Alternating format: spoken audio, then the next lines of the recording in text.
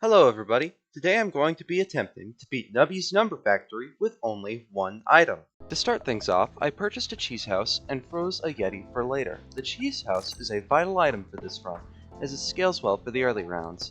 Cut to round 9, where I got what will carry the entire run, the Void Perk. As soon as I got to the second shop, I immediately bought the 3 slots needed to utilize the Void Perk.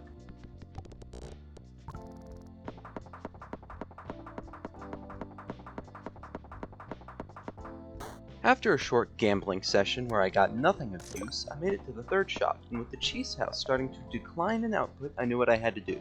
Sell it and never look back. I bought the Yeti and continued on to the second perk capsule where I got the zombie perk. It's not quite as useful as the void perk, only triggering something once, but it still gives me a bit of extra score, so I am not complaining. To the fourth shop, where I proceeded to eat a pickle rat, a strawberry, a hot dog, a chip, and 2 more hot dogs, before re-rolling the shop in hopes of another Yeti. Needless to say, I didn't get a Yeti. On to the third capsule, where I got a second void perk. I don't even know what to say here, because this is just ridiculous. I was now able to consistently restock twice, so long as I didn't pop too many pegs before Nubby died. The fifth shop didn't really hold much of note, just a couple of kebab perks and a bit of extra money. But the sixth shop had something of note, that being the avocado food item.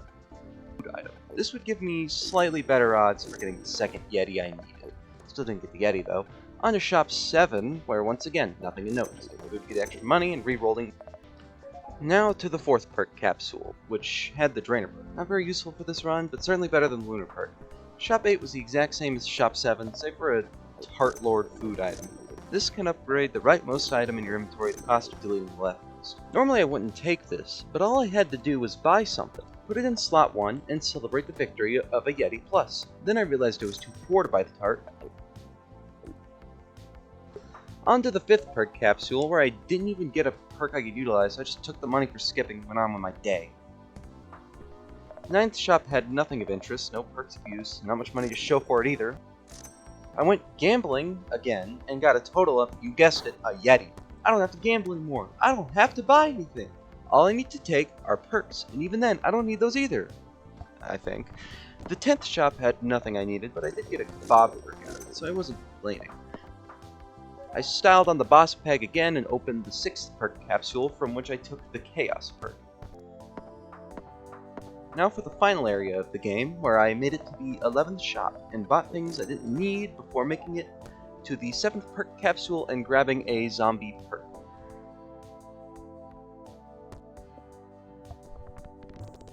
The 12th shop had objectively the best item in the game for normal or endless runs, the 3D glasses, but here it's about as useful as it gets. I found a starfruit I couldn't afford and left.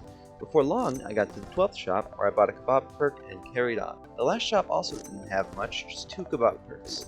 And I made it.